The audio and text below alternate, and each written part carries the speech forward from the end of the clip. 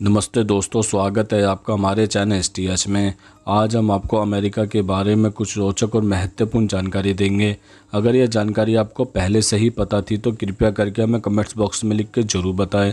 तो चलिए स्टार्ट करते हैं आज की वीडियो। सवाल नंबर 1, क्या अमेरिका में भिखारी होते हैं? सवाल नंबर 2, दक्षिण अमेरिका को लैटिन अमेरिका क्यों बोला जाता है? सवाल नंबर 3, अमेरिका को किस देश ने गुलाम बनाया था? सवाल नंबर 4, अमेरिका की नासा में टीपू सुल्तान की तस्वीर क्यों है?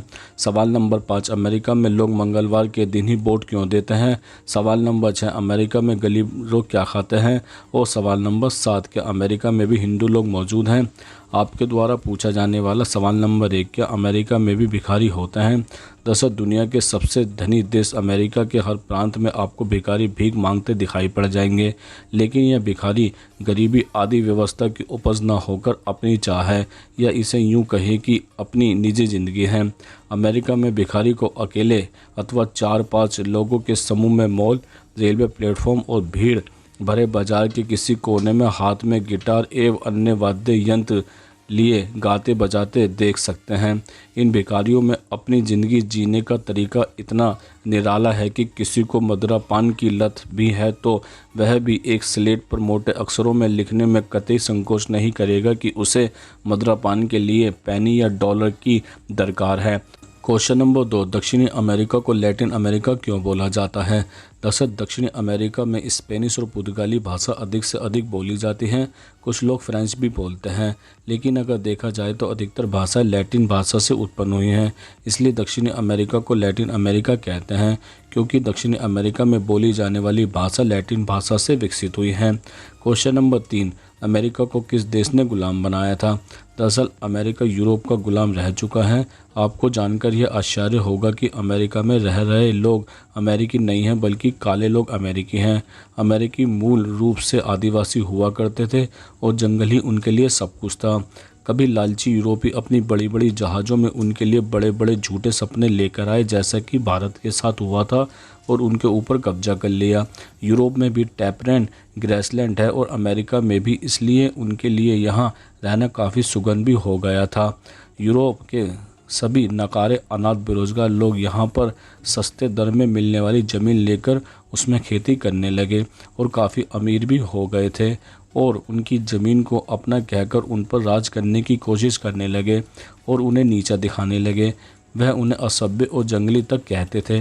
अमेरिकी लोगों ने भी बहुत कुछ सहा है और काफ़ी दिनों तक अपने हक के लिए लड़ाई भी लड़ी है, लेकिन जब बराक ओबामा राष्ट्रपति बने तो सभी की रूढ़िवादी सोच पर ताला लग गया। क्वेश्चन नंबर 4, अमेरिका की नासा में टीपू सुल्तान की तस्वीर क्यों है? दरअसल नासा के स्वागत कक्ष में टीपू सुल्तान की एक लड़ाई करने वाली तस्वीर लगाई हुई है। इसमें टीपू सुल्तान रॉकेट से लड़ते हुए दिखाई दे रहे हैं। आपकी जानकारी के लिए बता दें कि द्वितीय अग्रमैसूर युद्ध में ब्रिटिश साम्राज्य को शिकस्त देने के लिए टीपू सुल्तान ने इस हथियार का इस्तेमाल किया था। टीपू सुल्तान के पिता हैदर अली सिग्नल देने के लिए छोटे छोटे रॉकेट का इस्तेमाल किया करते थे। हर आविष्कार के पीछे एक नई सोच होती है। ठीक इसी प्रकार टीपू सुल्तान की यह नई तकनीक की सोच थी। टीपू सुल्तान ने बांस के स्थान पर स्टील का इस्तेमाल किया। इतना ही नहीं, बल्कि उसने थोड़ा रॉकेट का साइज़ बड़ा कर दिया और उसे नई तकनीकों से मॉडिफाई भी किया था। दरअसल इस नई तकनीक से जब उसने रॉकेट का साइज़ बड़ा किया तो उसमें गोला बारूद और भी बड़ी मात्रा में आ सकता था, और साथ ही में जो खाली जगह रह जाती थी उसमें तलवारें भरी जाती थी। द्वितीय अग्रमैसूर युद्ध में इसी हथियार की वजह से टीपू सुल्तान को सफलता मिली। हालांकि चौथे अग्रमैसूर युद्ध में टीपू सुल्तान की मृत्यु हो गई, लेकिन जाते जाते वह एक ऐसा हथियार बना गए जिसे बाद में अंग्रेज़ इंग्लैंड लेकर चले गए। इस हथियार के लिए टीपू सुल्तान को काफ़ी सराहा गया। इसी वजह से नासा के स्वागत कक्ष में टीपू सुल्तान की अग्रमैसूर युद्ध की तस्वीर लगाई हुई है, क्योंकि उस समय रॉकेट बनाने का पहला प्रयास टीपू सुल्तान ने ही किया था।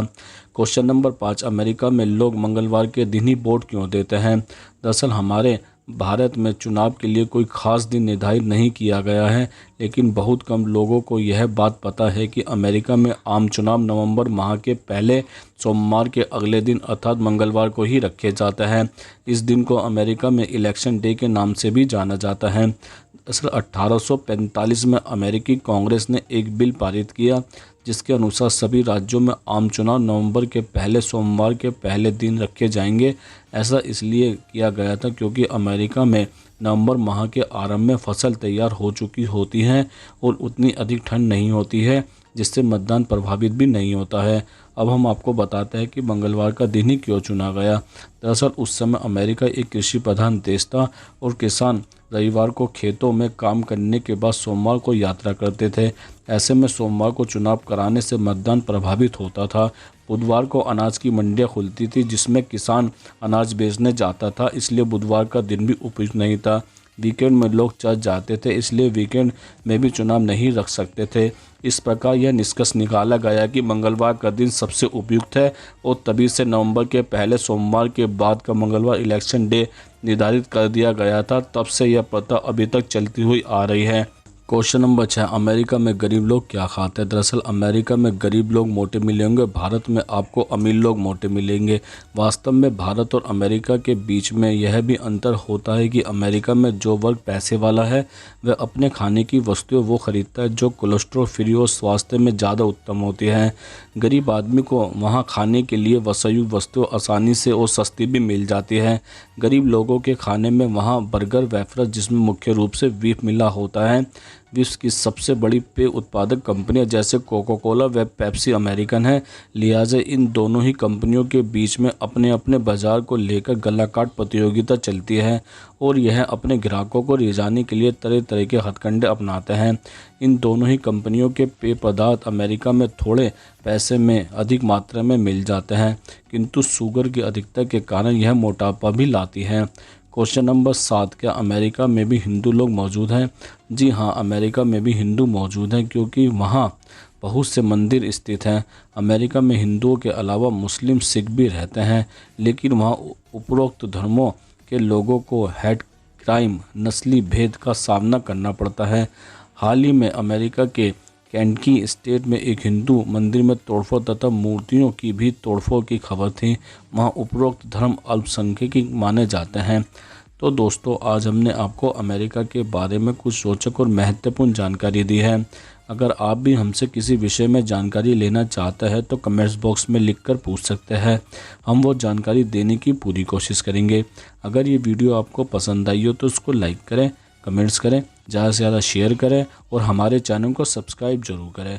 नमस्कार दोस्तों।